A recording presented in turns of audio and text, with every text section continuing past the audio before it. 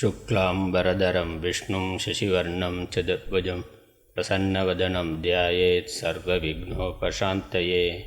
या देवी स्तूयते नित्यं विबुधैर्वेदपारगैः सा मे वसतु जिह्वाग्रे ब्रह्मरूपा सरस्वती। निधये सर्वविद्यानां विषजे भवरोगिणां गुरवे सर्वलोकानां दक्षिणामूर्तये नमः।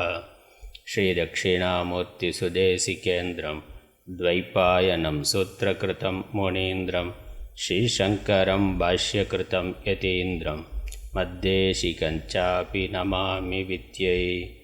ॐ सहना भवतु सहनौ भुनक्तु सह वीर्यं करवावहै तेजस्विनावधीतमस्तु मा विद्विषावहैः। ஓம் சாந்தி சாந்தி சாந்தி. அகர முதல எழுத்தெல்லாம் ஆதிபகவன் முதற்றே உலகு. திருக்குறள் உள்ளந்தோறும் வள்ளுவம் என்ற தலைப்பிலே திருக்குறளினுடைய ஒவ்வொரு அதிகாரத்தினுடைய விஷயங்களையும் சுருக்கமாக பார்த்து வருகின்றோம். அறத்துப்பால் இல்லறவியல் நிறைவு செய்து துறவறவியல்ல 4வது அதிகாரம் கூடா ஒழுக்கம். துறவறவியல்ல 4வது அதிகாரம், அறத்துப்பாலில் 28வது அதிகாரம். 1000 அறத்துப்பால் சேர்த்து 28வது அதிகாரம். கூடா ஒழுக்கம். கூடா ஒழுக்கம்னா தீய ஒழுக்கம், தவறான ஒழுக்கம். துறவிக்கு, துறவு வாழ்க்கைக்கு, துறவரத்திற்கு பொருந்தாத ஒழுக்கம், அதை கூடா ஒழுக்கம்னு சொல்கிறார். இல்லறவியல்ல பிறனில் விழையாமை என்று சொல்லப்பட்டது. இல்லறத்தில் இருக்கக்கூடிய ஒரு ஆணோ பெண்ணோ தனக்கு உரிமை இல்லாத இன்னொருவருக்கு உரிமையான ஆணையோ பெண்ணையோ விரும்புதல், அது பிறனில் விளைதல் ஆகும். பிரம்மச்சரிய ஆசிரமத்தில்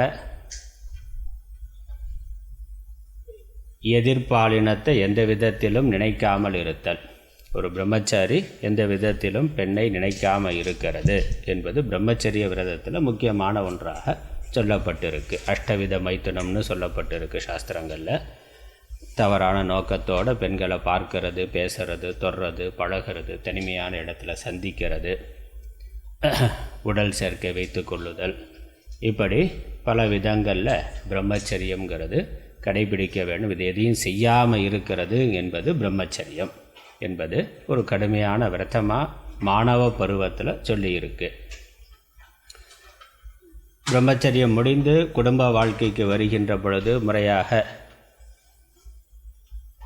திருமணம் செய்து கொண்டு தனக்கு உரிமையான மகளிரோடு மட்டும் சேர்ந்து இருத்தல், அது இல்லற ஒழுக்கம். அப்படி இருக்கிற பொழுது அந்நியமான இன்னொரு பெண்ணை, ஆணை பார்க்காமல் இருக்கிறது, தவறான நோக்கத்தோடு பார்க்கறது, பேசுறது, பழகிறதுங்கிறது இல்லாமல் இருத்தல், அது பிறனில் விளையாமைன்னு அங்கே இல்லற தர்மமாக சொல்லப்பட்டது. அப்படி இருந்தால் அதுவும் பிரம்மச்சரியத்துக்கு சமானம்னு சாஸ்திரம் சொல்லியிருக்கு. இல்லறத்தில் இருக்கக்கூடிய ஒருவன் தன்னுடைய மனைவியை தவிர, கணவனை தவிர வேறு ஒரு ஆணை பாலியல் நோக்கத்தோடு பழகாமல் இருக்கிறது பிரம்மச்சரிய ஒழுக்கம் என்றே இருக்குது. துறவு வாழ்க்கைக்கு வருகின்ற பொழுது அனைத்தையும் இவர் விட்டு விடுகின்றார். தன்னுடைய மனைவி முதலான உறவுகளையும் விட்டு விடுகிறார்.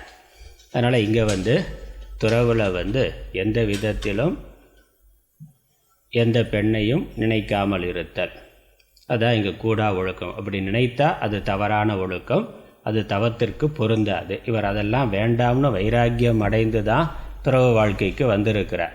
அதனால் இங்கே வந்த பிறகு இதில் வைராக்கியம் போதாமல் திரும்ப குடும்ப வாழ்க்கையை பற்றிய நினைவு இருத்தல், அல்லது முறையற்ற முறையில் பெண்களை அணுகுதல், பழகுதல் என்பது கூடா ஒழுக்கம், தவறான ஒழுக்கம், போலி ஒழுக்கம் ஆகும்.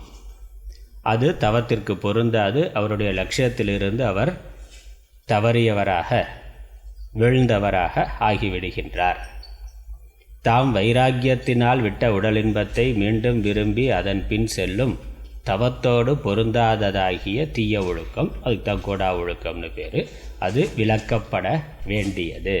தவ வாழ்க்கையில் இருக்கக்கூடியவர்கள், துறவு வாழ்க்கையில் இருக்கக்கூடியவர்கள் இந்த விஷயத்தில் ரொம்ப உறுதியாக இருக்க வேண்டும், கவனமாக இருக்க வேண்டும். இல்வாழ்க்கையில் இருந்தாலுமே ஒரு சங்கல்பம் செய்து கொண்டு குறிப்பிட்ட விரத காலங்களில் ஆண் பெண் சேராமல் இருக்கிறது அப்படிங்கிறது இருக்குது. அது ஒரு மிகப்பெரிய மன வலிமையை தரும், உடல் வலிமையை தரும். அது தவம் ஆகும்.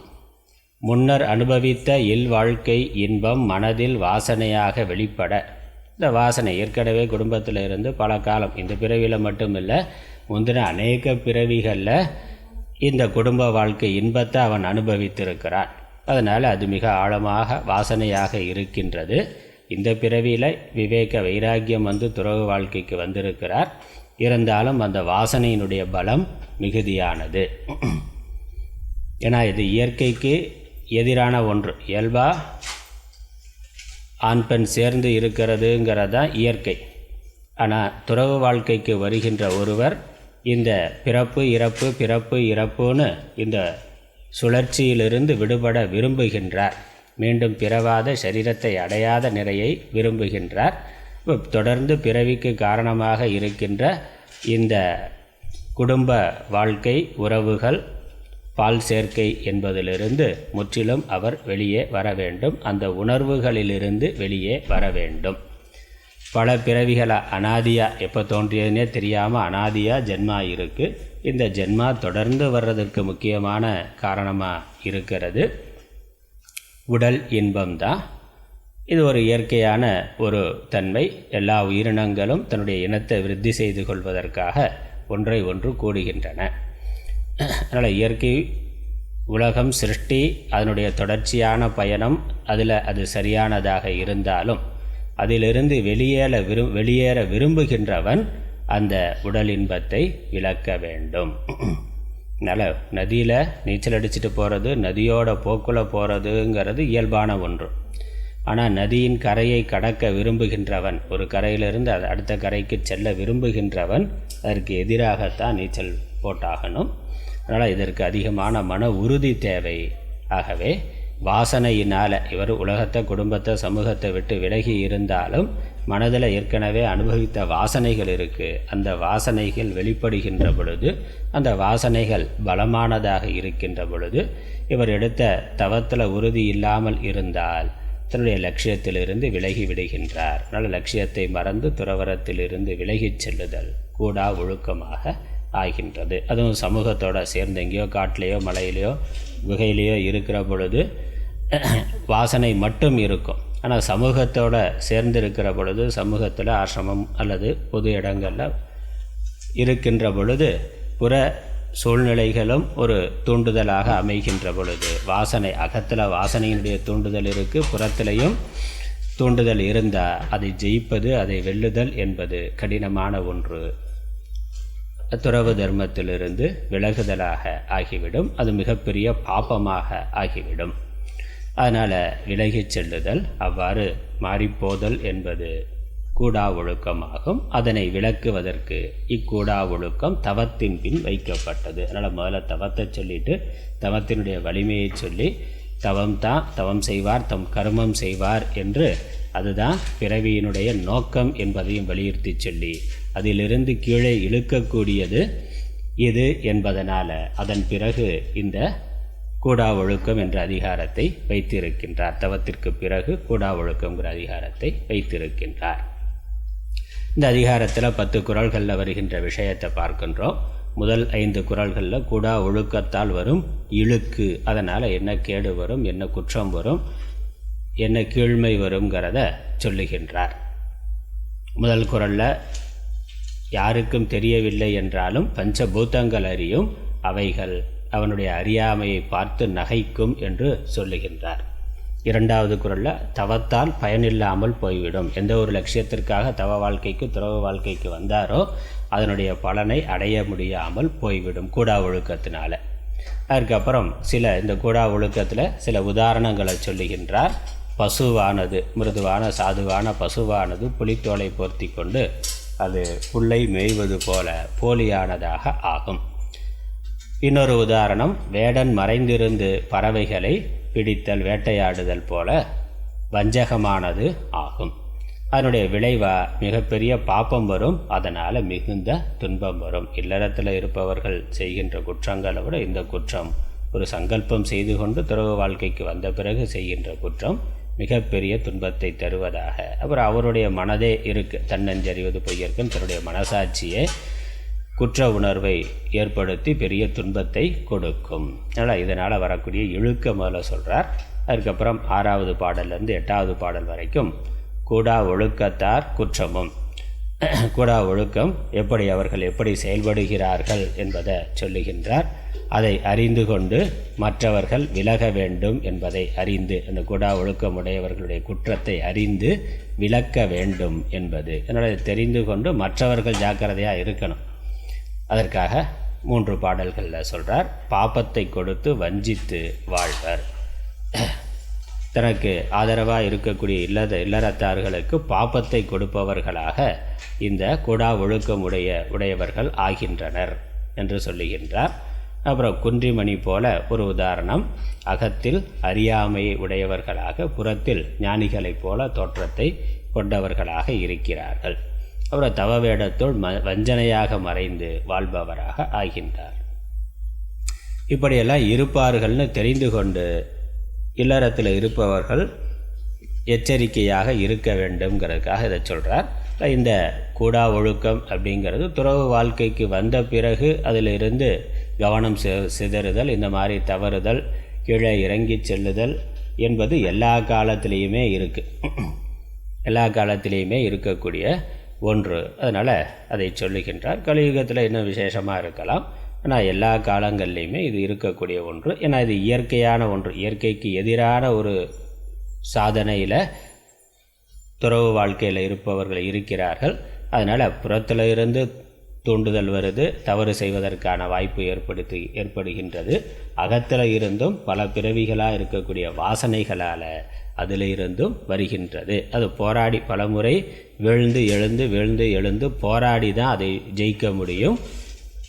ஆகவே அதை ஒருவன் அறிந்திருக்க வேண்டும். அவ்வாறு கூடா ஒழுக்கம் தவம் செய்பவனும் அதில் எச்சரிக்கையாக இருக்கணும். அவ்வாறு கூடா ஒழுக்கம் இருப்பவர்களிடமிருந்து இல்லறத்தார்கள் அவர்களும் எச்சரிக்கையாக இருக்க வேண்டும். விஸ்வாமித்திரர் கதை பார்க்கிறோம். துறவு வாழ்க்கைக்கு வந்தாலும் கடுமையான தபஸ் செய்கின்றார். அதனால் தேவர்களுடைய அந்த சோதனையினால் தேவலோக மங்கை வந்து அதை பார்த்து மயங்கி போகிறார், மேனகைக்கு மயங்கி போகின்றார். அதனால் இந்த சோதனைங்கிறது மனிதர்கள் உலகத்தில் இருந்து வருது, அகத்தில் வாசனையில் இருந்து வருது. அப்புறம் தேவர்களும் கூட சும்மா இருக்கிறதில்ல, அவர்களுடைய லீலை, அவர்களும் இந்த சோதனைகளை கொடுக்கிறார். அவருடைய தவ உறுதியை பார்க்கறதுக்காக சோதனைகள் கொடுக்கின்றார்கள். 9வது பாடலில் கூடா ஒழுக்கத்தாரை அறியும் வழி, கூறவர்கள் தவறானவர்கள் என்று எவ்வாறு புரிந்து கொள்ளுதல், எதை வைத்து புரிந்து கொள்ளுதல்ங்கிறதுக்கு உபாயம் சொல்லுகின்றார். அவர்களுடைய தோற்றத்தை வைத்து இல்லாமல் அவர்களுடைய செயலை வைத்து புரிந்து கொள்ள வேண்டும். அதனால் மற்றவர்களுக்கு கொடுக்கின்ற எச்சரிக்கை, இல்லறத்தால் அவரை சுற்றி இருக்கிறவர்களுக்கு கொடுக்கக்கூடிய எச்சரிக்கை, யாரை நம்பலாம் நம்பக்கூடாதுங்கிறதுல அவர்களுடைய தோற்றத்தை வைத்து கொண்டு முடிவு செய்யக்கூடாது. அவர்களுடைய செயல்பாடுகளை நடத்தையை பார்த்து அவரை நல்லவரா தீயவரா என்பதை புரிந்து கொள்ள வேண்டும்னு கூடா ஒழுக்கத்தாரை அறியும் வழி சொல்லுகின்றார்.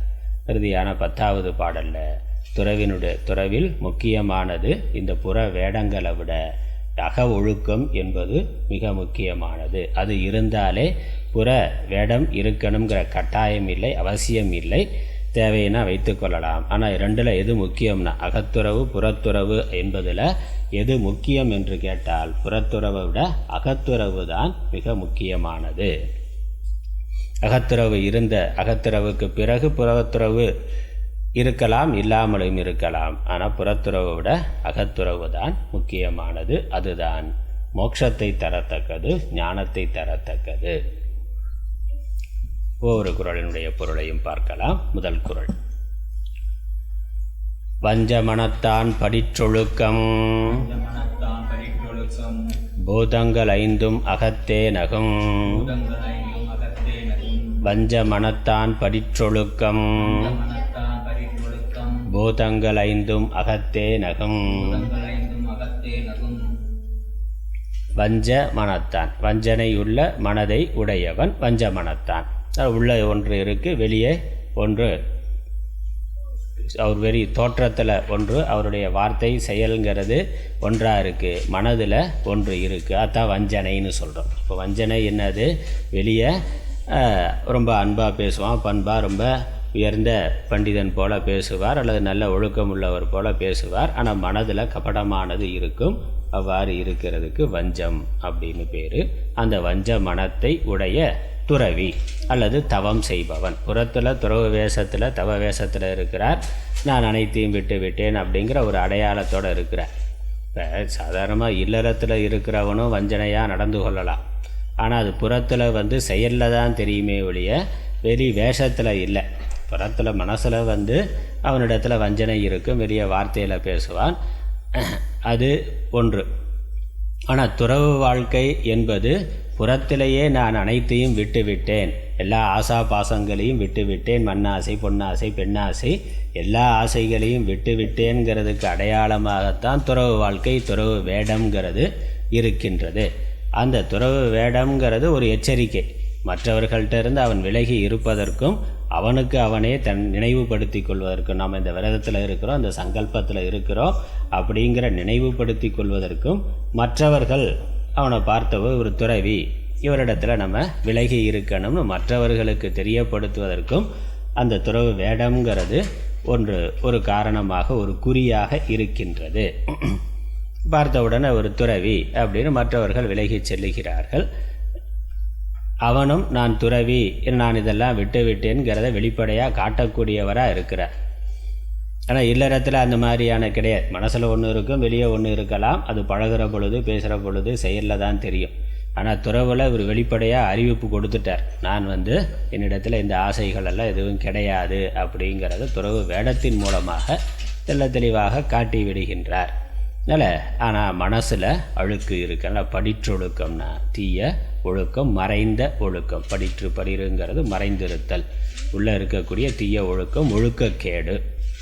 அப்படி அவனிடத்தில் அது இருந்தால் மற்றவர்களுக்கு தெரியாமல், அதாவது வெளியே காட்டிக்கொள்ளுதல், மற்றவர்களிடத்தில் தவறான முறையில், தனிப்பட்ட முறையில் தவறாக ஒரு சிலரிடம் பேசுதல், பழகுதல் என்று ஒரு தப்பான பழக்கமானது அவனிடத்தில் இருந்த, ஊருக்கு தெரியாமல், ஊருக்கு தெரியாமல் ரகசியமாக வச்சுக்கிட்டு இருக்கிறாருன்னா, இப்போ வேறு யாருக்குன்னு தெரியல அப்படின்னு சொல்லி யாரும் பார்க்கவில்லை, அதனால் ஒன்றும் இல்லைன்னு அவன் நினைக்க முடியாது. அவனுடைய உடம்பில் இருக்கக்கூடிய பஞ்சபூதங்கள், சுற்றி இருக்கக்கூடிய பஞ்சபூதங்கள் அதற்கு சாட்சியாக இருக்கின்றன. அதனால் யாரையும் ஏமாத்திட முடியாது. மற்ற மனிதர்களை ஏமாற்றலாம், ஆனால் இயற்கைக்கு பின்னால் இருக்கக்கூடிய தெய்வங்களை ஏமாற்ற முடியாது, கடவுளை ஏமாற்ற முடியாது. அதனால் பஞ்சபூதங்கள் அப்படிங்கிறது, பஞ்சபூதங்கள் ஜடம்தான், ஆனால் அந்த பஞ்சபூதங்களுக்கு பின்னாடி பூதங்களுக்கான தேவத்தை இருக்குது. அந்த தேவதைகள் எங்கும் இருக்கின்றன, அவை பார்த்து கொண்டு இருக்கின்றன. தனக்கு புறத்திலையும் இருக்குது, தன்னுடைய சரீரத்திலையும் இருக்குது, அதை ஏமாற்ற முடியாது. அதனால் மற்ற மனிதர்களுக்கு தெரியாமல் வைத்து கொள்ளலாம், அல்லது சட்டத்துக்கு தெரியாமல் ஏமாற்றலாம்.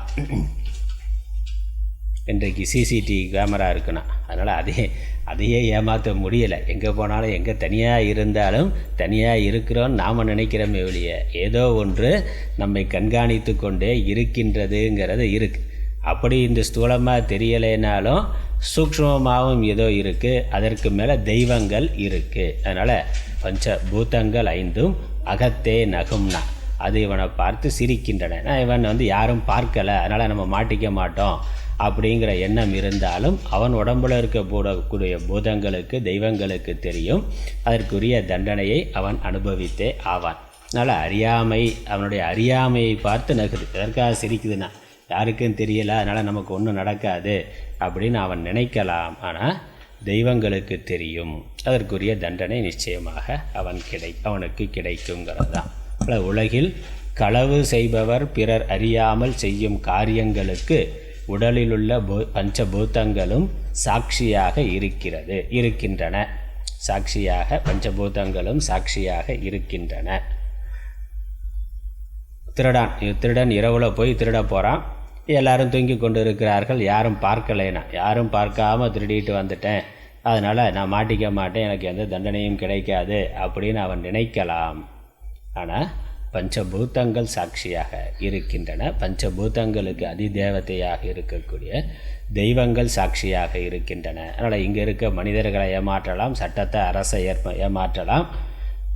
குற்றம் பண்ணிவிட்டு எந்த சாட்சியும் இல்லைன்னு நீதி பிடிபட்டாலும் கோர்ட்டு கேஸுன்னு போய் அங்கே சாட்சி நிரூபணம் இல்லைன்னு வெளியாகிற ஆள் இருக்கிறான். அப்படியும் ஒன்றும் மாட்டிக்காமலே தப்பு பண்ணிக்கிட்டு இருக்கிற ஆள் உண்டு. மாட்டிக்கொண்டாலும் கோர்ட்டு கேஸுன்னு போகிற பொழுது போதுமான சாட்சி இல்லைன்னு விடுவிக்கப்பட்ட ஆளும் இருக்கிறான். உண்மையிலே அவன் குற்றம் பண்ணவனாக இருப்பான்.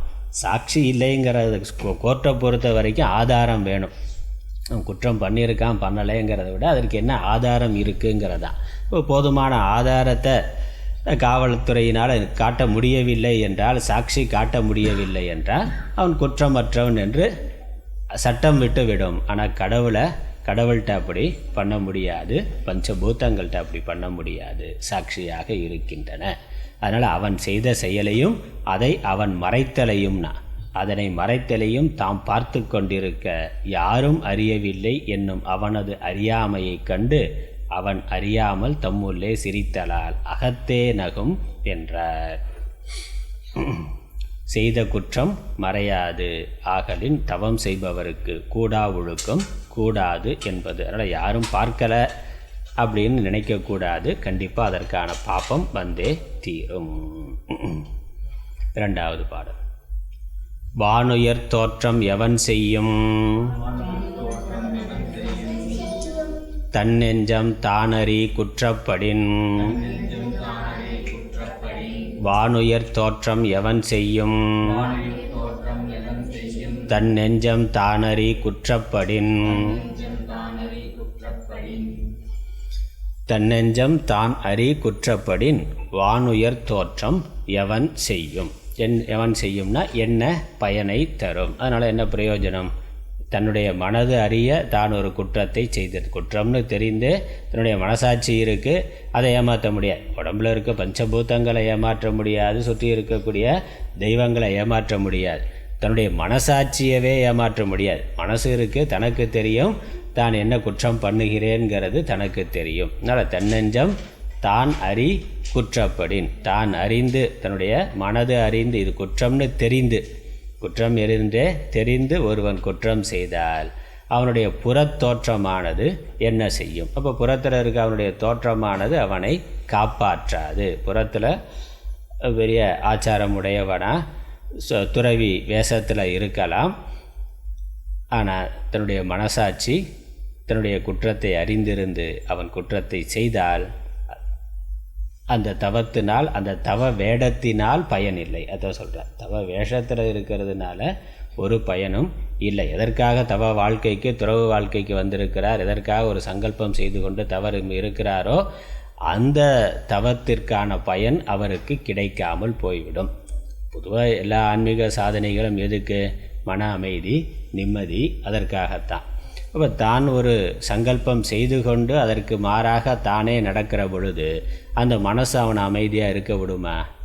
மனசே அவனை பார்த்து சிரிக்கும்ல, நீ ஏமாற்றுகிறாய், தன்னஞ்செறிவது பொய்யற்கேன. அதனால் தன்னஞ்சம் குற்றத்தை அறிகின்ற பொழுது நாம் தப்பு பண்ணியிருக்கிறோம், ஏமாற்றி இருக்கிறோம் அப்படிங்கிற அந்த குற்ற உணர்வு இருக்கிற பொழுது ஒருவன் நிம்மதியாக மன அமைதியோடு இருக்க முடியாது. அப்போ எதற்காக, எந்த ஒரு மன அமைதிக்காக, எந்த ஒரு நிம்மதிக்காக அல்லது எந்த ஒரு ஞானத்தை அடைவதற்காக, மோட்சத்தை அடைவதற்காக தவ வாழ்க்கைக்கு துறவு வாழ்க்கைக்கு அவன் வந்தானோ அந்த மன அமைதி, அந்த ஞானம் அவனுக்கு கிடைக்காமல் போய்விடும். அதனால் அப்போ அந்த துறவு வாழ்க்கைக்கு வந்ததே வீணாக ஆகிவிடுகிறது. அதான் வானுயர் தோற்றம். வானுயர் தோற்றம்னா வானம் உயர்ந்ததாக இருக்கிற மாதிரி ஒரு உயர்ந்த மற்ற சமூகத்தினால் மதிக்கப்படுகின்ற சாஸ்திரமும் சொல்லியிருக்கு. சந்நியாச தர்மங்கள்லேயே சந்நியாச தர்மம் தான் மேலானதுன்னு சாஸ்திரம் சொல்லுது. ஒரு உயர்ந்த தர்மம், மற்றவர்களாலும் உயர்வாக மதிக்கப்படுகின்ற அந்த தவ வேடம் அதனால் அவனுக்கு என்ன பிரயோஜனம்? ஒன்றும் இல்லை. மற்றவர்கள் எப்படி மற்ற குற்றவாளிகள் சமூகத்தில் இருக்கக்கூடிய இல்லறத்தில் இருக்கக்கூடிய குற்றவாளிகள் எப்படி குற்ற உணர்வோடு இருக்கிறார்களோ அதே குற்ற உணர்வோடு தான் இவன் இருப்பான். அப்போ உயர்ந்த ஒரு தவ வாழ்க்கைக்கு வந்து அதே குற்ற உணர்வோடு இருக்கிறதுங்கிறது பிரயோஜனம் இல்லாத ஒன்று. அது ஊருக்குள்ளேயே இருந்திருக்கலாமே, சாமானிய மற்ற மனிதர்கள் போலவே இருந்திருக்கலாமே. அதனால் அதனால் பிரயோஜனம் இல்லைன்னா துறவு வாழ்க்கைக்கு வந்து எதற்காக வந்தாரோ அந்த பயனை இழந்து விடுகின்றார். அடுத்த பாடல் இங்கே அதற்கு ஒரு உதாரணம் சொல்கிறார். வலியின் நிலைமையான் வல்லுருவம் பெற்றம் புலியின் தோல் போர்த்து மேய்ந்தற்று. வலியின் நிலைமையான் வல்லுருவம் பெற்றம் புலியின் தோல் போர்த்து மேய்ந்தற்று.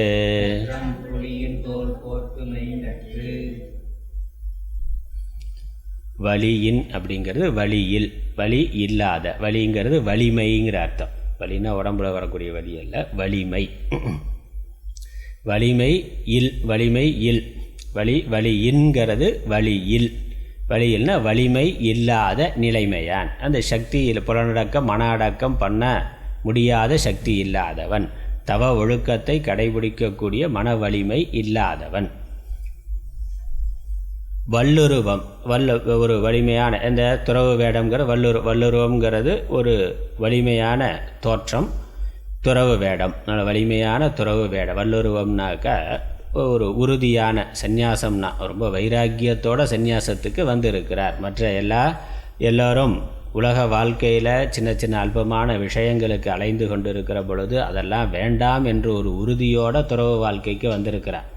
அதனால் அது ஒரு வலிமையான உருவம், செயற்கரிய செயல்னு பார்க்குறோமே நீத்தார் பெருமையில். இப்போ மற்றவர்களால் செய்ய முடியாத ஒரு உறுதி, ஒரு மனது, ஒரு வைராக்கியம் அவனிடத்தில் இருந்திருக்கு. அதனால தான் துறவு வேடத்திற்கு வந்திருக்கிறார். அப்படி வந்த பிறகும் அது போதுமான அளவு உறுதியாக இல்லாத பொழுது அதனால் மனதை அடக்க முடியாதவன. சந்நியாச வாழ்க்கைக்கு வர்ற அளவுக்கு ஒரு உறுதி இருக்குது, மற்றவர்கள்ட்ட இல்லாத ஒரு உறுதி. ஆனால் வந்ததுக்கப்புறம் அதில் நிலை பெற்று இருப்பதற்கான உறுதி இல்லை. அந்தளவுக்கு பலம் இல்லாத பொழுது அது என்ன இருக்குது? அதனால் அந்த பலம் குறைந்து போய் அவன் தவறான ஒழுக்கம், கூடா ஒழுக்கத்துக்கு போனான் என்றால், தர்ம விரோதமான துறவு தர்மத்திற்கு விரோதமான ஒரு செயலை மறைத்து அவன் செய்வான் என்றால் அது எது மாதிரினா, பெற்றம் புலியின் தோல் போர்த்து மேய்ந்து அற்று, மேய்ந்தது போல. பெற்றம்னா பசுவுக்கு ஒரு பெயர், பசுவுக்கான ஒரு பெயர் பெற்றம் என்பது. பெற்றம்னா பசு.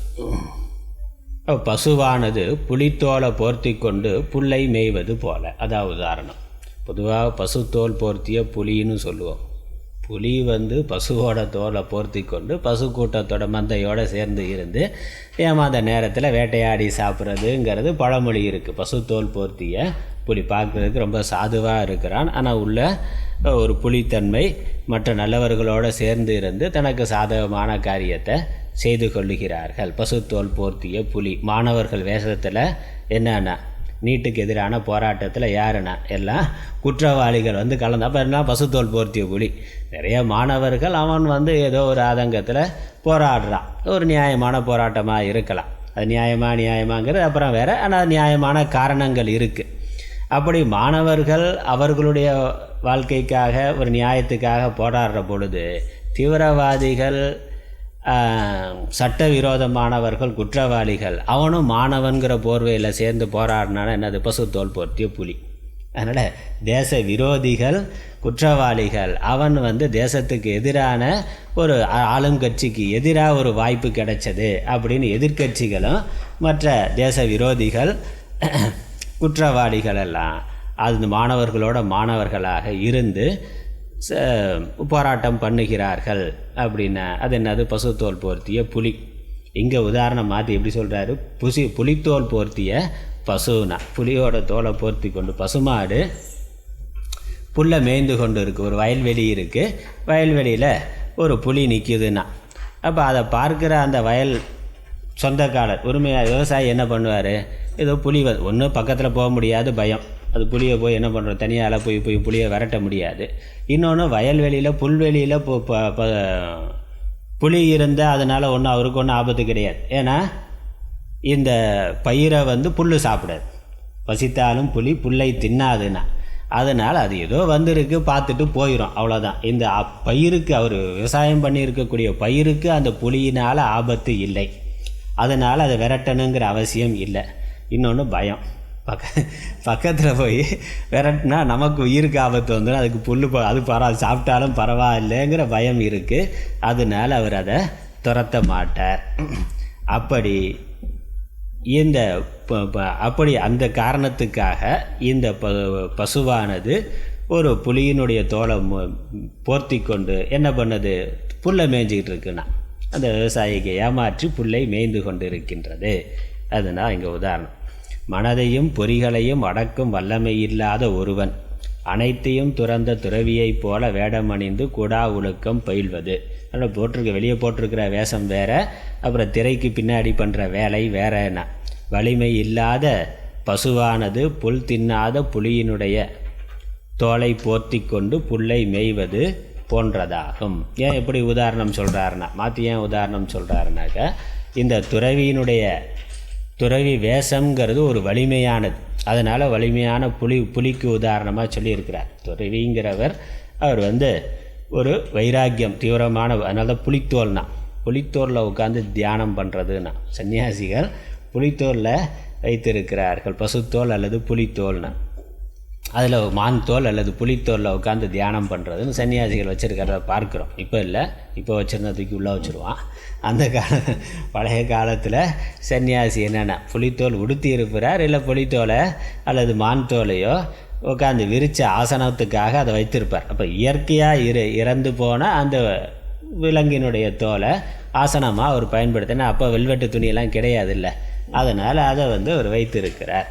அப்புறம் அதனுடைய வைராக்கியத்தை ஒன்று மான் தோல்னா மானோட அந்த மிருதுத்தன்மை, அந்த சாந்தமான ஒரு குணம் அதனுடைய ஒரு அடையாளமாக வைத்திருக்கிறார். இந்த புலிங்கிறது என்ன பசித்தாலும் அது புல்லை தின்னாது.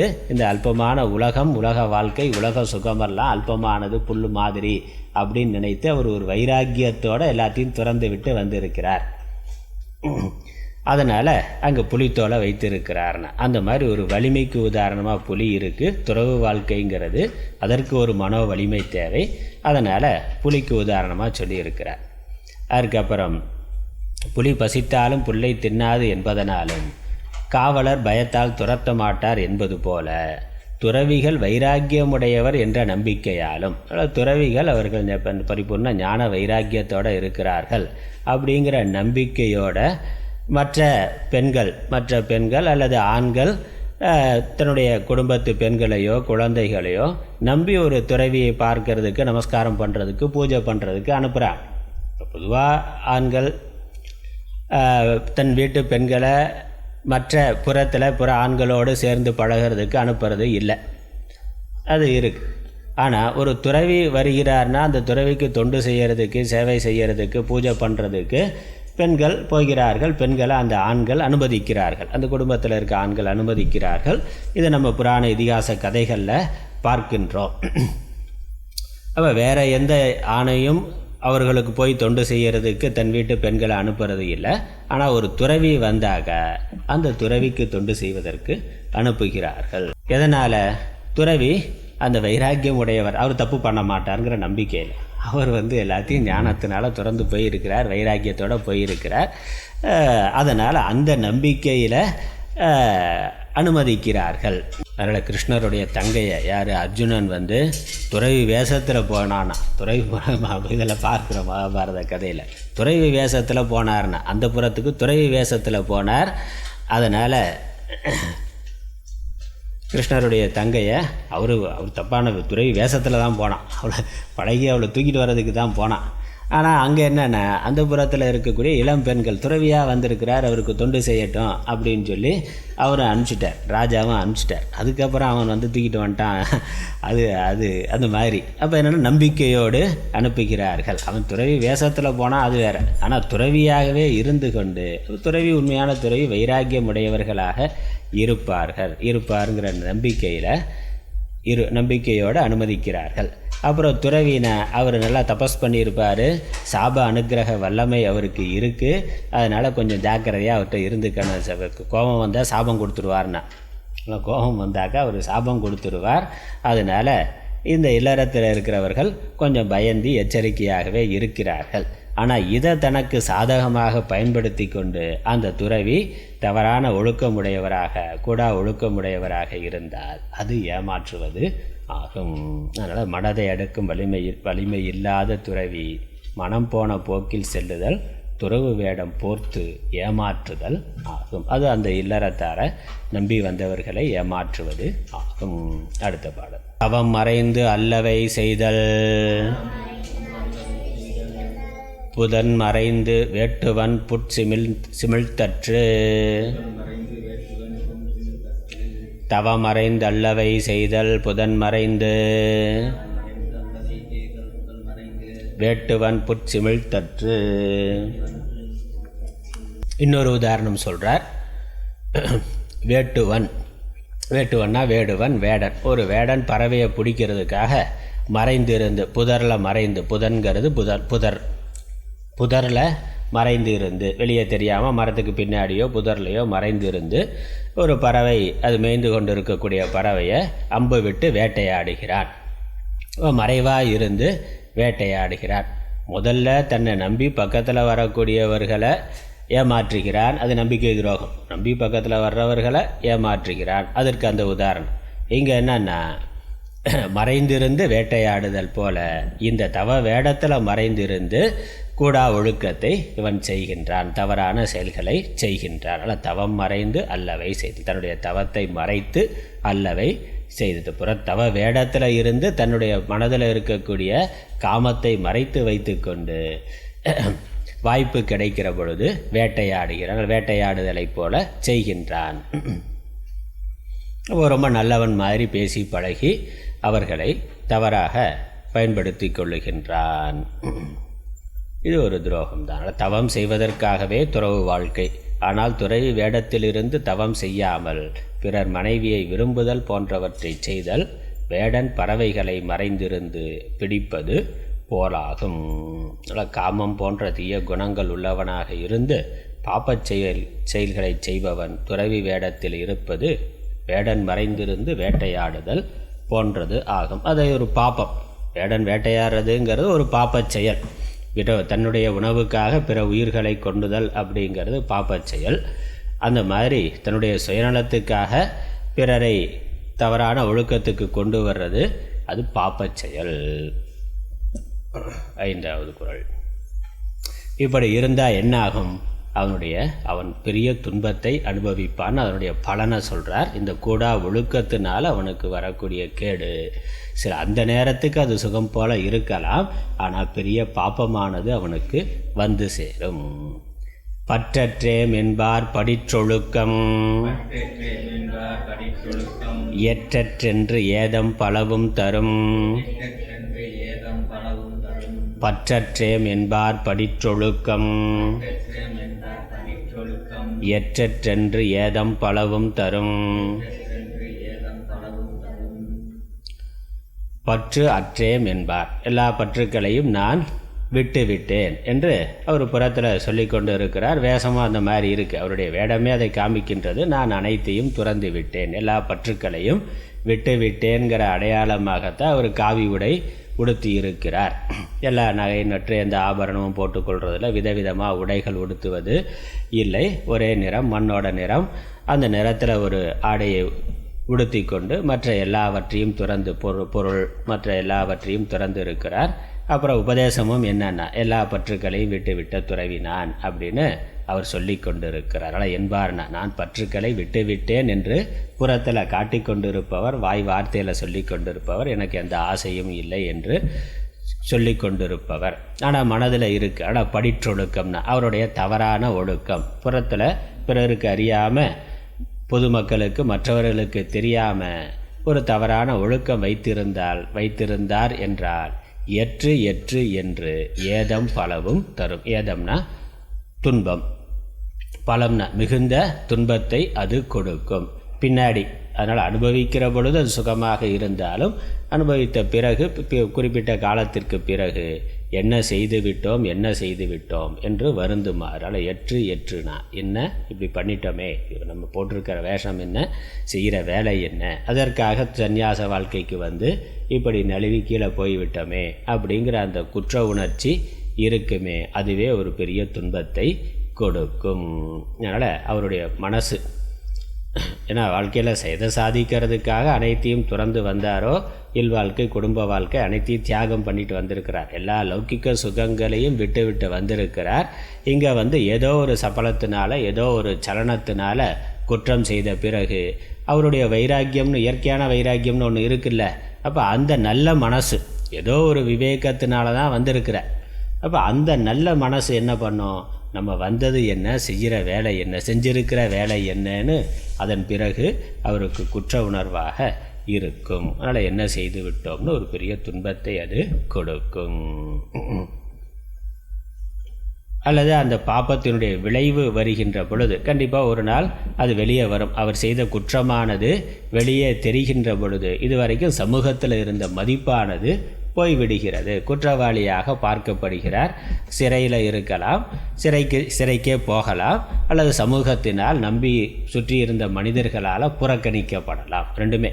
அவருடைய மனசே குத்தும் அவர் எந்த விவேகத்தினால வைராக்கியத்துக்கு இந்த வைராக்கியத்தோடு இந்த சந்நியாச வாழ்க்கைக்கு வந்தாரோ, பிறகு ஏதோ ஒரு சபலத்தினால, வாசனையினால் கீழே போயிட்டார்.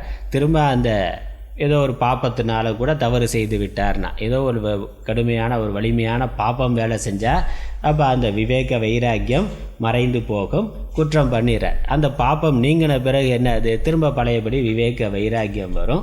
என்ன, நம்ம இப்படி தப்பு பண்ணிட்டோமே அப்படிங்கிற குற்ற உணர்வானது இருக்கும். அதுவே அவருக்கு துன்பத்தை கொடுக்கும். அப்புறம் அந்த குற்றமானது சமூகத்துக்கு தெரிகின்ற பொழுது மற்றவர்களால் புறக்கணிக்கப்படுவார். அது ஒரு பெரிய துன்பம். இது எந்த உயரத்தில் தூக்கி வைத்தார்களோ அதே மனிதர்கள் பிறகு அவச்சொல்லால் அவரை கீழே போட்டு மிதிப்பார்கள்.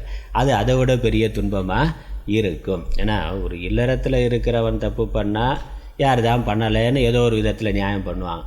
ஆனால் சன்னியாசியாக இருக்கிறவன் பண்ணுற பொழுது நீயே இப்படி பண்ணலாமானா, அதனால் அப்படி சொல்கிறான்ல, அவரை நம்பினோம் பெரிய துரோகம். ஏன்னா ஏன்னா அவர் மற்றவர்களை இல்லறத்தில் இருக்கிறவன் சக இல்லறத்தில் இருக்கிறவர்களை ஒரு மதிப்பு மரியாதை இருக்கலாம். வயதில் மூத்தவர்களா அல்லது குடும்பத்தில் மூத்தவர்கள் மேலே மதிப்பு மரியாதை இருக்கும். ஆனால் சன்னியாசியாக இருக்கிற பொழுது ஒரு தெய்வத்துக்கு, கடவுளுக்கு சமமாக பார்க்கிறார்கள். ஏன்னா அந்தளவுக்கு அவர்கள் தபஸ் செய்திருக்கிறார், முனிவராக இருக்கிறார், யோக சாதனைகள் பண்ணியிருக்கிறார். நம்மால் செய்ய முடியாததை அவர்கள் செய்திருக்கிறார்கள். அப்புறம் சாஸ்திரம் சொல்லியிருக்கு, பெரியவர்கள் சொல்லியிருக்கிறார்கள். அதனால் தெய்வத்துக்கு சமமாக மதிக்கிறார்கள். அவ்வளோ உயர்ந்த மதிப்பு இருக்கக்கூடிய ஒருவர் தவறு செய்கின்ற பொழுது நீயே என்னை மாற்றானான்னா அது வருதில்ல, நீயும் ஒரு சாதாரண மனிதனாக இத்தனை நாள் என்னை ஏமாற்றி விட்டாய் அப்படிங்கிற எண்ணமானது வருகின்றது. அதெல்லாம் ஒரு பெரிய துன்பமாக ஆகின்றது. அப்புறம் பெரிய பாப்பமாகவும் அது ஆகின்றது. நம்பிக்கை துரோகம் தானே அது நம்பிக்கை துரோகம்ங்கிறது ஒரு பெரிய பாப்பம். இப்போ மற்ற இல்லறத்தில் இருக்கிறவன் செய்கின்ற தப்புக்கு கிடைக்கக்கூடிய தண்டனையை விட துறவு வாழ்க்கைக்கு ஒருவன் தப்பு பண்ணால் அது அதை விட கடுமையான தண்டனையாக தெய்வம் கொடுக்கும். அதனால தான் பல ஏதம் பலவும்னு சொல்கிறார். பல விதங்களில் வரும். அவனுடைய மனசாட்சி, அவனுடைய அறிவே அவனுக்கு துன்பத்தை கொடுக்கும். சமூகத்தினால் துன்பமானது வரும். அப்புறம் பிறகு விதியினால், தெய்வத்தினால் பெரிய தண்டனை கொடுக்கப்படும். அடுத்த பாட்டில் அது இன்னும் கூட சொல்கிறார். அடுத்த பாட்டில் அதுக்கு இன்னும் விளக்கம் வருது. இந்த 6வது பாடலில் பார்த்தோம்னா, நெஞ்சில் துறவார் துறந்தார் போல் வஞ்சித்து வாழ்வாரின் வன்கணார் இல். நெஞ்சில் துறவார் துறந்தார் போல் வஞ்சித்து வாழ்வாரின் வன்கணார் இல்.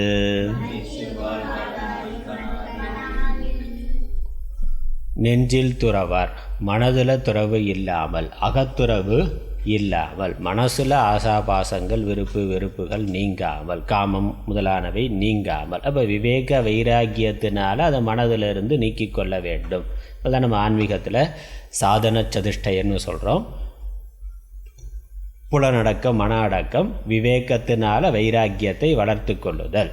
விவேகத்தினால் உலகத்தில் இருக்கக்கூடிய குறைபாடுகளை புரிந்து கொண்டு, இருமைகளை புரிந்து கொண்டு, இருமை வகை தெரிந்து ஈண்டு அறம் பூண்டார்னா. இப்போ உலகம் இருமைமயமானது என்பதை புரிந்து கொண்டு இந்த இருமைங்கிற சுழற்சிக்குள்ளேயே நான் இருக்க விரும்பவில்லை என்று அந்த விவேகத்தினால துறந்தவர். அப்போ எதில் துறக்கிறார்? மனதில் அறிவினால் துறக்கிறார். மனதில் இருக்கக்கூடிய நாம் அனுபவிக்கக்கூடிய இந்த இன்ப துன்பங்களுக்கெல்லாம் காரணம் நம்ம மனதில் இருக்கக்கூடிய காம குரோதங்கள் தான், நம்முடைய விருப்பு வெறுப்புகள் தான். அதுதான் நம்மை தூண்டி செயல்பட வைக்கின்றது. அதனால் நம்ம நல்ல காரியமோ கெட்ட காரியமோ பண்ணுறோம். அதனால் நமக்கு புண்ணிய பாப்பம் வருது. அந்த புண்ணிய பாப்பம் பிறப்பதற்கும் இன்ப துன்பங்களை அனுபவிக்கிறதுக்கும் காரணமாக இருக்குது. ஆகவே இந்த மனதில் இருக்கக்கூடிய விருப்பு வெறுப்புகளை நான் விட்டு விடுகிறேன். ஏன்னா அதுதான் பிறவிக்கு காரணமாக இருக்குது. செயல்களை தூண்டி அதன் மூலமாக புண்ணிய பாபம் ஏற்பட்டு அதை அனுபவிக்கிறதுக்காக பிறக்கிறதுக்கு காரணமாக இருக்குது என்று புரிந்து கொண்டு தன்னுடைய மனதில் இருக்கக்கூடிய விருப்பு வெறுப்புகளை துரத்தல். அது அடிப்படை காரணம். அடிப்படை காரணம் விருப்பு வெறுப்பு தான். விருப்பு வெறுப்புக்கு காரணம் அறியாமை, அஜ்ஞானம்ங்கிறது. அந்த அஜ்ஞானத்தினுடைய வெளிப்பாடாக காமக்ரோதம்ங்கிறது வருது. அதான் காமம் வெகுளி மயக்கம்ங்கிற. காமம் வெகுளி மயக்கம் இவை மூன்றன் நாமம் கெடும் நோய். நோய்ங்கிறது அங்கே பிறவியாகிய நோய். இப்போ பிறவிக்கு காரணமாக இருக்கிறது காமம் வெகுளி, விருப்பு வெறுப்பு, அதனால் வருகின்ற மோகம். இதுதான் அடிப்படை காரணம்ங்கிறது தெளிவு. அதை ஒருவன் விடுகின்ற பொழுது தான் மோட்சத்தை அடைய முடியும். அப்போ இதை அறிந்து கொண்ட குரு சத்சங்கத்தினால, குரு உபதேசத்தினால இதை புரிந்து கொள்ளுகின்ற விவேகி மனதில் வருகின்ற இந்த விருப்பு வெறுப்புகளை, காம குரோதங்களை நீக்குகின்றார். அப்படி துரத்தல் தான் உண்மையான துறவு. அதான் அகத்துறவு, நெஞ்சில் துரத்தல் என்பது. அப்படி துறக்காதவன் புறத்தில் ஏதோ ஒரு காரணம், குடும்ப சூழ்நிலை நெருக்கடிகளாலேயோ ஏதோ ஒரு காரணத்தினால சந்நியாச வாழ்க்கைக்கு வந்தும் மனதில் விவேகத்தை வளர்த்து கொண்டு காமக்ரோதாதிகளை துறக்கவில்லை என்றார். துறந்தார் போல் வஞ்சித்துனா, துறந்தவர்களைப் போல, புறத்தில் துறந்த எல்லாத்தையும் விட்டவனைப் போல புறத்தில் வேஷத்தில் இருக்கிறான். ஆனால் மனசில் விருப்பு வெறுப்பு, உண்மையான துறவான விருப்பு வெறுப்பு நீங்குதல், காமங்கிறது நீங்குதல்ங்கிறது இல்லை. அப்படி இருக்கிறவன் வஞ்சித்து வாழ்வாரின் வன்கணார் இல். மற்றவர்களுக்கு வஞ்சனை செய்து துரோகம் செய்து வாழக்கூடிய எல்லாரை விட இவன் தான் மோசமானவனாக இருக்கிறார். வன்கண் அப்படின்னா வன்மையான இரக்கமில்லாதவனாக இருக்கின்றான். எல்லா வஞ்சகர்களை விட மோசமான வஞ்சகன் யார்னா இந்த துறவு வாழ்க்கையில் இருந்து காம ஒழுக்கத்தில், கூடா ஒழுக்கத்தில் இருப்பவன் தான்னு சொல்கிறார். ஏன்னா அதற்கு ஒரு காரணம் சொல்கிறார். இது இல்லறத்தில் இருப்பவர் துறவிக்கு உணவு முதலானவை கொடுத்து உதவுதல் மறுமையில் நாம் புண்ணியம் அடைவோம் என்ற நம்பிக்கையிலே ஆம். இல்லறத்தில் இருக்கிறவர்கள் துறவியை, ஏன்னா அவர் எந்த வேலையும் செய்யறதில்ல. துறவியாக இருக்கிறவர், சாமியாராக இருக்கிறவர் வெறுமனே சாப்பிட்டு தூங்கிட்டு இருக்கிறார் அல்லது தபஸ் பண்ணுறார், ஏதோ பண்ணுறார். ஆனால் தொழில்னு ஒன்றும் பண்ணுறதில்ல. அவருக்கான சாப்பாட்டுக்கான உணவு உடைக்கான வேலையை அவர் செய்யறதில்லை. பிக்ஷை வாங்கி சாப்பிட்றார். அவர் ஆதரிக்கக்கூடியவர்கள் இல்லறத்தில் இருக்கக்கூடியவர்கள் தான். அப்போ இரவு பகலாக இவர்கள் உழைத்து தனக்கு, தன்னுடைய குடும்பத்துக்கு என்பது மட்டும் இல்லாமல் பிரம்மச்சாரிகளுக்கு, சன்னியாசிகளுக்கு கொடுத்து அதற்கும் சேர்த்து சம்பாதித்து இல்வாழ்க்கையில் இருப்பவர்கள் இருக்கணும்னு ஏற்கனவே இல்வாழ்க்கை தர்மம் சொல்லி இருக்குது. அப்போ துறவு வாழ்க்கையில் இருக்கிறவன் எந்த தொழில் பண்ணுறதில்லை, பிஸ்னஸ் பண்ணுறதில்லை. அவருக்கான உணவு இல்லறத்தில் இருப்பவர்கள் கொடுக்கிறார்கள், கொடுக்க வேண்டும்னு தர்மசாஸ்திரம் சொல்லி இருக்கு. அப்படி கொடுக்கறதுனால என்ன நன்மை? இவர்களுக்கு புண்ணியம் வரும். இல்லறத்தில் இருப்பவர்களுக்கு அதனால் புண்ணியம் வரும். அந்த புண்ணியத்தினால் மறுமையில் அவர்கள் உயர்ந்த கதியை, உயர்ந்த சுகத்தை, உயர்ந்த இன்பத்தை, உயர்ந்த நன்மையை அடைவார்கள். துறவிக்கு உணவு கொடுக்கறதுனால, துறவிக்கு தேவையானது செய்து கொடுக்கறதுனால புண்ணியம் வரும். அப்படிங்கிறதுக்கு தான் இல்லறத்தில் இருக்கிறவர்கள் துறவியை ஆதரிக்கிறார்கள். அதற்கு சாஸ்திரமும் அப்படித்தான் சொல்லியிருக்கு. ஆனால் தகுதியில்லாத தவறான ஒருவருக்கு தானம் கொடுப்பதால் பாப்பம் உண்டாகும்னா, அந்த கொடுக்குற தானமே வாங்குறவனுக்கு தகுதி இல்லைன்னா கொடுக்குறவனுக்கு பாப்பம் வரும். வாங்கினவன் ஏமாத்துறாங்கிறதுனால அவனுக்கு பாப்பம் வருங்கிறது தனி கதை. ஆனால் கொடுக்குறவனுக்கே பாப்பம் வரும்னு சொல்லியிருக்கு. தகுதி இல்லாத ஆளுக்கு கொடுத்தா, தவறான ஒரு ஆளுக்கு தானம் பண்ணால் பாப்பம் வரும்னு சாஸ்திரம் சொல்லுது. அதனால் பாத்திரம் அறிந்து பிச்சை இடுன்னு சொல்லியிருக்காங்க. கொடுக்குற பொழுதே வாங்குறவன் அதை சரியாக பயன்படுத்துவானா அப்படின்னு தெரிந்து கொடுக்கணும். அப்படி இல்லைன்னாக்கா கொடுத்தவனுக்கும் பாப்பம் வரும். நம்ம சில சமயங்களில் ஒரு நம்பிக்கையில் கொடுக்குறோம், நம்பிக்கையில் நல்லது தான் பண்ணுவான் அப்படின்னு சொல்லி ஒரு நல்ல எண்ணத்தோடு கொடுக்குறோம். ஆனால் வாங்குறவன் தவறாக அதை பயன்படுத்தினா அந்த பாப்பம் கொடுத்தவனுக்கும் உண்டுன்னு சாஸ்திரம் சொல்லுது. அதனால் பார்த்து கொடுக்கணும். அதனால் அவர் மறுமையில் அப்பாப்பத்தின் பயனையே அடைவார். தவறான ஒரு ஆளுக்கு கொடுத்தார். தானம் பண்ணுறதே புண்ணியத்துக்காகத்தான். ஒன்றும் செய்யாமல் இருந்தாலும் பரவாயில்ல, புண்ணியமும் வராமல் இருக்கும், பாப்பமும் வராமல் இருக்கும். தப்பான ஒரு ஆளுக்கு கொடுத்தாக்க அதனால் பாப்பம் வரும்னா. அதனால் இவன் தப்பு பண்ணலை, ஆனால் தப்பு பண்ணுறதுக்கு சப்போர்ட் பண்ணான்னா அது உண்டு இல்லை. அவர் இப்போ குற்றம் பண்ணுறான், குற்றம் பண்ணவன் மட்டும் இல்லை, குற்றம் பண்ணுறவனுக்கு உதவி பண்ணவனும் குற்றவாளின்னு தான் சட்டம் சொல்லுது. இப்போ ராஜீவ்காந்தி கொலை வழக்கில் மனித வெடிகுண்டா போன ஆளும் உண்டு. அந்த போன ஆளுக்கு உதவி பண்ணான பேட்ரி வாங்கி கொடுத்தான்னா, அவருக்கு வெடிகுண்டு தயாரிக்கிறதுக்கு ஒரு பேட்ரி வாங்கி கொடுத்தான். அந்த தீவிரவாதிக்கு அந்த மனித வெடிகுண்டா யார் போனானோ அவனுக்கு தங்கிறதுக்கு இடம் கொடுத்தான், அவனுக்கு பேட்ரி மற்ற ஏதோ பொருட்களை வாங்கி கொடுத்தார், பண உதவி பண்ணார்னா சட்டப்படி அதுவும் குற்றம்தான். தப்பு பண்ணுற ஒருத்தனுக்கு ஆதரவு கொடுக்கறதுங்கிறது சட்டப்படி குற்றம். அப்போ தர்மசாஸ்திரத்துலேயும் அது இருக்குது. ஒருவன் தவறானவன்னா தவறானவனுக்கு ஆதரவு கொடுக்கறதுங்கிறது பாப்பம். அப்படி அவன் தவறானவனே தெரியாமல் சில சமயங்களில் பண்ணுறான், அது வேறு, அது தெரியாமல் பண்ணக்கூடிய குற்றம். ஆனால் அவனுடைய தகுதி பார்க்காம தராதரம் பார்க்காம உதவி பண்ணால் அதனால் நமக்கு பாப்பம் வரும். அதனால் தமக்கு நன்மை செய்தவருக்கு பாப்பத்தை கொடுத்தலார். அதனால் இவன் இந்த துறவி போலியான ஒரு துறவி, போலி சாமியார் இருக்கிறாருன்னா அந்த ஒரு துறவிக்கு இவன் இல்லறத்தால் போய் நன்மை பண்ண போகிறார், ஏதோ கொடுக்குறாருன்னா அவங்க நம்பி கொடுக்குறாங்க. இவர் நல்ல சாமியாராக இருப்பார், நல்ல விதத்துக்கு பயன்படுத்துவார் அப்படின்னு பொருளை கொடுக்குறாங்க, நம்பி போகிறாங்கன்னா அந்த துறவி தனக்கு புண்ணியம் கிடைக்குன்னு உதவி பண்ண வர்றவங்களுக்கு இவன் தப்பு பண்ணுறதுனால பாப்பத்தை கொடுக்குறார். அப்போ இது பெரிய ஒரு வஞ்சனை தானே. நம்பி ஒரு புண்ணியத்துக்காக உதவி பண்ணக்கூடியவர்களுக்கு புண்ணியத்தை கொடுக்கலை, ஆசீர்வாதம் பண்ணலை, அவர்களுக்கு ஒரு பாப்பத்தை கொடுக்குறாருங்கிறதுனால இதைவிட மோசமான வஞ்சனை உலகத்தில் கிடையாதுன்னா. அதனால் வஞ்சித்து வாழ்வாரின் வன்கணார் என்கிறார். அவரை போகிற இரக்கம் இல்லாதவர்.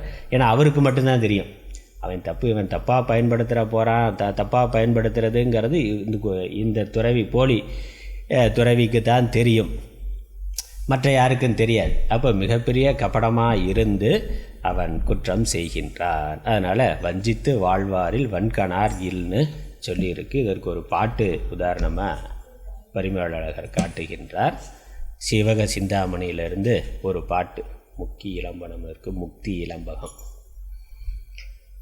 இந்திரிய நிகிரகம் பொறியடக்கம் இல்லாதவர்களுக்கு கொடுத்த தானத்தின் பயனாலே.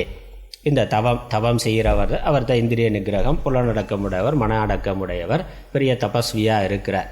ஆனால் அது இல்லாதவர்களுக்கு, தபஸ்வி வேடத்தில் இருக்கிறவர் தபஸ்வியாக இல்லாதவர், அது புலனடக்கம் இல்லாத ஒரு தப்பான ஆளுக்கு கொடுக்கக்கூடிய தானத்தினுடைய பயனாலே தானம் கொடுத்தவர்கள், யார் அந்த தானத்தை கொடுத்தானோ, தப்பான ஆளுக்கு கொடுத்தானோ, அவன் மனிதர் உடம்பு மனுஷன் உடம்பாக இருக்குமா, விலங்கின் முகமுமாய், விலங்கோட முகத்தோட அவர் வேறுபாடு உடையவர்களாக சமுத்திரத்தின் நடுவே உள்ள தீவுகளில் பிறந்து உதிர்கின்ற கனிகளை உண்டு வாழ்வர் அப்படின்னு சீவக சிந்தாமணி நூலில் முக்தி இளம்பகத்தில் அது சொல்லி இருக்கு. அப்போ தானம் அவன் வாங்கி ஏமாத்தினவனுக்கு என்ன தண்டனைங்கிறது அது தனி, அதை இங்கே சொல்லலை.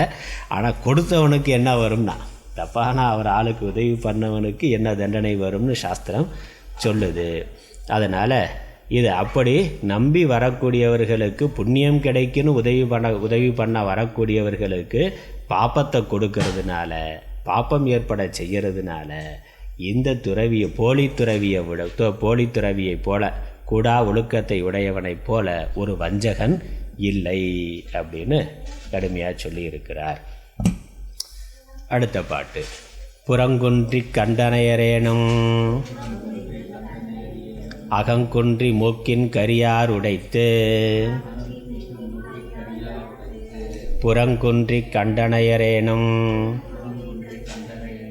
அகங்குன்றி மூக்கின் கரியார் உடைத்து. இங்கே ஒரு உதாரணம் சொல்கிறார். இந்த குன்றிமணி இருக்குது. குன்றிமணி நம்ம பார்த்துருப்போம். ஒரு பக்கம் கருப்பாக, இன்னொரு பக்கம் சிவப்பாக இருக்கும். கருப்பு சிவப்புனாலே ஆபத்து தான். ஒரு பக்கத்தில் கருப்பாக இருக்கும் குன்றிமணி, ஒரு பக்கத்தில் சிவப்பாக இருக்கும். சிவப்பாக இருக்க பக்கம் பார்த்தா பளிச்சுன்னு வெளியே தெரியும். அப்போ சிவப்புனா சிவப்பாக இருக்க மாட்டேன், சிவப்பாக இருக்கிறேன் பொய் சொல்ல மாட்டான்னா. அது மாதிரி சிவப்பாக இருக்குது, அதனால் அது ரொம்ப நல்லது அப்படின்னு புரட்சி மறுமலர்ச்சி அப்படியெல்லாம் சிவப்புங்கிற வேஷத்தை போட்டுட்டு வருவான். ஆனால் உள்ளே என்ன இருக்குது? எல்லாம் கருப்பாக. இன்னொரு பக்கத்தில் பார்த்தா அது கருப்பாக இருக்கின்றது. அந்த மாதிரி இந்த துறவி அகங்குன்றி மூக்கின் கரியா, அந்த மாதிரி புறங்குன்றினா குன்றி புறம். குன்றிங்கிறது குன்றிமணி, அதனுடைய புறத்தில் தெரிகின்ற சிவப்பு நிறம், ஒரு பக்கம் தெரிகிற சிவப்பு நிறம். அதுபோல் இருக்கக்கூடிய துறவு வேஷத்தில் இருக்கக்கூடியவர். ஆனால் இன்னொரு பக்கத்தில் அந்த குன்றிமணியினுடைய மூக்கு கருப்பாக இருக்கிற மாதிரி மனசில் அறியாமை காமம் முதலானவை இருக்கக்கூடிய துறவிகள். போலி துறவி, கூடா ஒழுக்கமுடைய துறவி அவன் இருக்கின்றார்னு உதாரணம் இங்கே.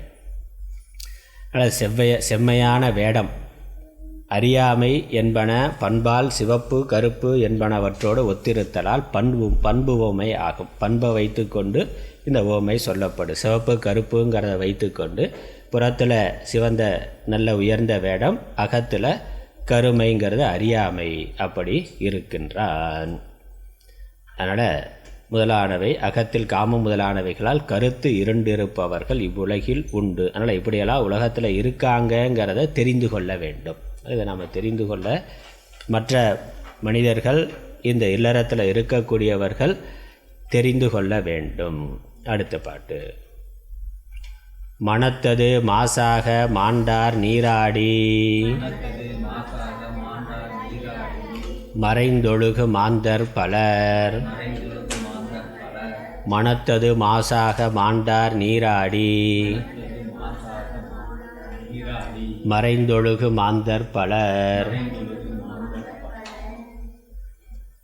மாசு மனத்தது ஆக, அப்படி மாற்றி போட்டுக்கணும். மாசு மனத்தது ஆக, மனசில் காமம் கோபம் இந்த மாதிரியான எல்லா தீய குணங்களும் உடைய ஒருவனாக இருந்து. மாண்டார்னா மாண்பு உடையவர் அப்படிங்கிற அர்த்தம். மாண்பு உடையவர் மாண்டார். மாண்டார்னா இறந்தவர்னு அர்த்தம் இல்லை. இந்த இடத்துல மாண்டார்னா மாண்பு உடையவர் மாண்டார். நல்ல உயர்ந்த பண்புகள் உடையவர். அப்படி பண்பு உடையவரை போல தோற்றம் கொண்டு நீராடி, இவர் ரொம்ப ஆச்சார அனுஷ்டானத்தோடு இருக்கின்ற ஒரு பெரிய துறவியாக தன்னை காட்டிக்கொண்டு, உயர்ந்த மாண்புகள் உயர்ந்த பண்புகள் உடையவராக அனுஷ்டானம் உடையவராக தன்னை காட்டிக்கொண்டு இருக்கக்கூடிய ஒருத்தர். நல்ல பெரிய பெரிய ருத்ராட்ச மாலையெல்லாம் போட்டு, பெரிய ஜடையெல்லாம் வைத்து கொண்டு, பட்டையெல்லாம் பெருசாக போட்டு, அதனால் பார்த்தாலே பயங்கர ஆசாட பூதியாக இருப்பார்னா, பெரிய ஆச்சார அனுஷ்டானம் உடையவராக அவர் தோற்றத்தில் இருக்கிறார். ஆனால் மனசில் என்ன இருக்குது? வஞ்சம் இருக்கின்றது. அது பணத்தாசையோ பெண்ணாசையோ பொன்னாசையோ இருக்கின்றது. அப்படி இருக்கிற நிறைய பேரை பார்க்குறோம். போலி சாமிகள், போலி சாமியார் வேஷத்தில் போலி சாமியார் கிடையாது, சாமியார் வேஷத்தில் இருக்கக்கூடிய போலிகள். அந்த சாமியார் போலி கிடையாது, சாமியார் வேஷத்தில் இருக்கக்கூடிய போலிகள் அப்படி இருக்காங்க. இது எல்லா காலத்துலேயும் இருக்கிறதா. எல்லா துறை எது சிறப்பானதோ உயர்வானதோ அதில் போலி வர்றதுங்கிறது இயல்பு. தங்கத்தில் தான் கவரிங் நகை உண்டு, தங்கத்துக்கு தான் கவரிங் நகை உண்டு. பிளாஸ்டிக்கில் ஏதாவது போலி பிளாஸ்டிக்கு இல்லை போலி அலுமினியம் போலி இரும்புன்னு அது கிடையாது. மலினமாக இருக்கிறதுக்கு போலி வர்றதில்லை. எது உயர்வானதாக இருக்கோ அதில் போலி வர்றதுங்கிறது இயல்பு. அதனால் சாமியாரில் மட்டும் போலிங்கிறது இல்லை. பார்க்குறோம் எல்லா துறையிலையும். போலி டாக்டர்னா போலி டாக்டர் இருக்கிறத பார்க்குறோம், போலி வக்கீல் இருக்கிறத பார்க்குறோம், போலி அரசியல்வாதி இருக்கிறத பார்க்குறோம், போலி ஆசிரியர்னா அரசு ஊழியர்லேயே போலி சர்டிஃபிகேட் கொடுத்துட்டு அரசு ஊழியராக இருக்கலாம். படிச்சுட்டு போலி சர்டிஃபிகேட் கொடுத்துட்டு கவர்மெண்ட் வேலையை வாங்கிட்டு இருக்கிற ஆள் இருக்கிறத பார்க்குறோம். போலி அரசியல்வாதிகள் பார்க்குறோம். அதனால் எல்லாத்துலேயுமே போலி இருக்கிறது உண்மை. புற தோற்றத்தில் நல்லவர்களாக இருப்பார்கள், உள்ள கபடம் இருக்குது. அதே மாதிரி இங்கே போலி துறவி, மறைந்தொழுகு மாந்தர் பலர், அப்படி இருக்கக்கூடியவரும் துறவிகளுக்குள்ளே இருக்கிறார்கள். அதுதான் இவை 3 பாட்டாலும் அக்கூடா ஒழுக்கம் உடையவரது குற்றமும் அவரை அறிந்து நீக்குதல் வேண்டும் என்பதும் சொல்லப்பட்டது. அதனால் இப்படி உலகத்தில் துறவிகளுக்குள்ள இப்படி போலியான வேஷத்தோடு இருப்பவர்கள் இருக்கிறார்கள்.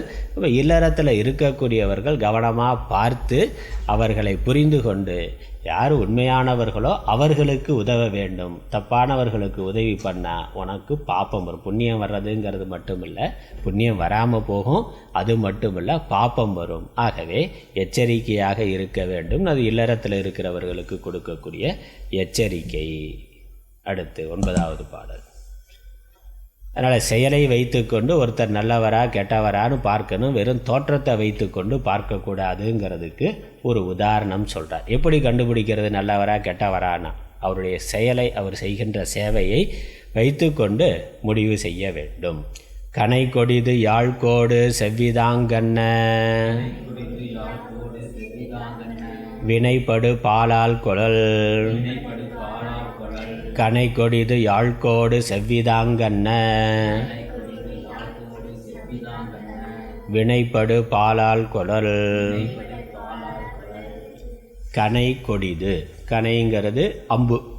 அம்பு எப்படி இருக்குது? ரொம்ப நேராக இருக்குது. அம்பு பார்த்தாக்கா நேர்மையான ஆள் மாதிரி ஸ்ட்ரைட்டாக இருக்குது. அம்பு பார்க்க வைக்க தோற்றத்தில் ரொம்ப நேராக நேர்மையானவன் அப்படின்னு சொல்லிக்கிற மாதிரி நேராக இருக்குது. ஆனால் அது செய்கிற வேலை என்ன? ஒரு ஆளை கொல்ற வேலை. அதனால் கனை கொடிதுன்னா தோற்றத்தில் நேரானதாக இருந்தாலும் செயலால் கொடியது அம்பு. யாழ்கோடு, யாழ்கோடுனா யாழ்ங்கிறது வீணைக்கு பேர். யாழ்கோடு, யாழ் வீணை பார்த்தாக்கா அது வளைந்து இருக்குது. இந்த பக்கம் மேலே தூக்கி இருக்குது, இந்த பக்கம் கீழே வளைந்து ஒரு பெரிய குடம் இருக்குது, அந்த பக்கம் ஒரு குடம் இருக்குது. அது பார்க்குற தோற்றத்தில் அது ஒரு வளைந்த தன்மையுடையதாக இருக்கின்றது. ஆனால் அதிலிருந்து வரக்கூடிய இசையானது இனிமையானதாக இருக்கின்றது. அப்போ இந்த நேராக இருக்கக்கூடிய அம்பு பண்ணுற வேலை கொலைங்கிற கொடுமையான வேலையாக பண்ணுது. வளைந்திருக்கக்கூடிய யாழானது ஒரு வீணை போன்ற வாத்தியங்கள் பார்க்கறதுக்கு வளைவாக இருக்குது, ஆனால் அது இனிமையான இசையை கொடுத்து நமக்கு நன்மையை செய்கின்றது. அப்போ ஒன்று நல்லதா கெட்டதானா அதோட தோற்றத்தை வைத்துக்கொண்டு நல்லது கெட்டதுன்னு முடிவு பண்ணக்கூடாது. அது செயலை வைத்துக்கொண்டு என்ன செயல் செய்கிறார்கள் அப்படிங்கிறத பார்த்து நல்லது கெட்டதுங்கிறத தீர்மானம் பண்ணணும். அதனால் துறவிகள் சமூக சேவை செய்பவர்கள்னா அவன் என்ன காரியம் பண்ணி கொண்டிருக்கிறான்ங்கிறத நீண்ட காலம் கவனித்து பார்த்து அவர்களுக்கு நல்லவர்கள்னு தீர்மானம் பண்ணணும். புறத்தோற்றத்தால் அல்லாமல் பாப புண்ணிய செயல்களை கொண்டு தவத்தோரை அறிதல் வேண்டும், அறிய வேண்டும். உதாரணம் எப்படி கண்டுபிடிக்கிறதுனா, கொஞ்ச நாள் அவர்களை கவனித்து பார்த்து தொடர்ந்து நல்ல விதமான சமூக காரியங்களை செய்து கொண்டு இருந்தால் நல்ல ஞானத்தோடு இருக்கிறார்கள், நல்ல ஆச்சார அனுஷ்டானத்தோடு, உண்மையான ஆச்சார அனுஷ்டானத்தோடு இருக்கிறார்கள்னு பார்த்து உதவி செய்ய வேண்டும். அடுத்த பாடல், இறுதி பாடல். இது இருந்தால் இப்போ இது அகத்துறவு புறத்துறவு ரெண்டில் எது முக்கியமானது என்று கேட்டால் அகத்துறவு தான் முக்கியமானதுன்னு சொல்லி முடிக்கிறார். மழித்தலும் நீட்டலும் வேண்டா உலகம் பழித்ததொழித்து விடின். மழித்தலும் நீட்டலும் வேண்டா உலகம் பழித்ததொழித்து விடின். மழித்தல்னா மொட்டை போட்டுக்கிறது, மலிக்கிறது, தடையை மலிக்கிறதுனா கட்டிங் சேவிங், மொட்டை போட்டுக்கிறது. சன்னியாசினா எப்படி இருக்காருனா ஒன்று மொட்டை அடிச்சுட்டு மொட்டையாக இருக்கிறார், அல்லது நீட்டல்னா எந்த மொட்டையும் கட்டிங்கே பண்ணாமல் சலூன் பக்கமே போகாமல் நீண்ட தாடியோட ஜடாமுடி வளர்த்து கொண்டு இருக்கிறார். அல்லது முடியை வளர்த்து கொள்றதுங்கிறது அது ஒன்று. ரெண்டு விதமாக இருக்குது. எதை வேணாலும் அவர் சங்கல்பம் பண்ணி கொண்டு எப்படி இருக்கிறாரோ அப்படி இருக்கலாம். ஒன்று மொட்டையாக இருக்கணும், இல்லைன்னா முடி வளர்த்து கொண்டு இருக்கணும். நடுவில் கிராப் வெட்டிட்டு மாடை அப்படிலாம் இருக்கக்கூடாது. அதனால் இல்லறத்தால் இருக்கிறவர்கள் அவர்கள் எப்படி வேணாலும் சிகை அலங்காரம் பண்ணி கொள்ளலாம். இந்த சிகை அலங்காரத்துக்கு அதிக முக்கியத்துவம் கொடுக்கக்கூடாது அப்படிங்கிறது தான் அதனுடைய குறிக்கோள். அதனால் மழித்தல்னால் ஒன்று மொட்டையடித்து கொண்டு அனைத்தையும் துறந்தவராக விட்டவராக இருக்கணும். ஏன்னா இந்த மனிதனை ரொம்ப அழகுபடுத்துறது முடிங்கிறதுலேயே ஒரு பங்கு உண்டு. அழகாக இருக்கிறதுங்கிறது முடி, அதில் முடி அலங்காரம் அப்படிங்கிறதே அதில் தானே மேக்கப்புக்கு அவ்வளோ செலவு பண்ணுறான். ப்ரைடல் மேக்கப் அது வேறு. கல்யாண பொண்ணு கல்யாண மாப்பிள்ளைன்னா அப்போ பண்ணக்கூடிய மேக்கப் இருக்கே, அதைக்கே பல ஆயிரம் செலவு பண்ணிக்கிட்டு இருக்கான். அப்புறம் அடுத்த நாள் தான் உண்மையான முகம் தெரியும். கல்யாணம் பண்ணிவிட்டு வீட்டுக்கு போனது தான் தூங்கி எந்திரிச்ச உடனே பார்த்தா தான் உண்மையான முகம் தெரியும். இவர் தானா சந்தேகம் வந்துடும். நேற்று கல்யாணம் பண்ணது இந்த பொண்ணை தானா இல்லை வேறு யாரும் அப்படின்னு சந்தேகம் வர அளவுக்கு மேக்கப் போடுறான். அப்போ மேக்கப்பில் தான் இருக்குது உலகம். அப்போ மேக்கப்புக்கு முக்கியமாக உதவியாக இருக்கிறது முடி. அதனால் சன்னியாசி இந்த மேக்கப்புக்கு அதிக முக்கியத்துவம் கொடுக்கக்கூடாதுங்கிறது தான் ரெண்டு. ஒன்று ஜடையை வளர்த்துது சாமியாராக இரு, இல்லை மொட்டையை அடிச்சுட்டு சாமியாராக இருன்னா. இது துறவிக்கான ரெண்டு. இதுக்கு நடுவில் கிராப் வச்சுக்கிறதுங்கிறது இல்லை. அப்போ இது துறவிக்கான ஒரு அடையாளமாக இருக்குது. ஆனால் அதை விட முக்கியமானது உலகம் பழித்தது ஒழித்து விடேன். புற உலகத்தில் இந்த உலகங்கிறது பெரியோர்கள் உயர்ந்தவர்கள் அவர்கள் சொன்ன இந்த காமம் முதலானவைகளை விட்டுவிட்டால் புறத்தில் இந்த மழித்தல் நீட்டல் இருக்கணுங்கிற அவசியம் இல்லை. அப்போ இல்வாழ்க்கையிலேயே அவன் துறவி மாதிரி இருக்க முடியும் காமம் முதலானவைகளை வென்றவனாக இருந்தால். துறவு வாழ்க்கைக்கு வந்தும் இந்த மழித்தல் நீட்டெல்லாம் வைத்துக்கொண்டு துறவி வேஷத்தில் இருந்தாலும் இந்த காமம் முதலானவைகளை நீக்கவில்லை என்றால் அதனால் பயன் இல்லை. அதனால் தவத்தோர்க்கு சிறப்பு அறம் அல்ல என்று சான்றோர் விளக்கியதை விளக்குதலே அன்றி புற வேஷம் அல்ல. அல்ல துறவில் அகத்துறவு புறத்துறவு ரெண்டில் அகத்துறவு முக்கியமானது. அகத்துறவுக்கு சகாயம் பண்ணுறதுக்கு தான் புறத்துறவு இருக்குது.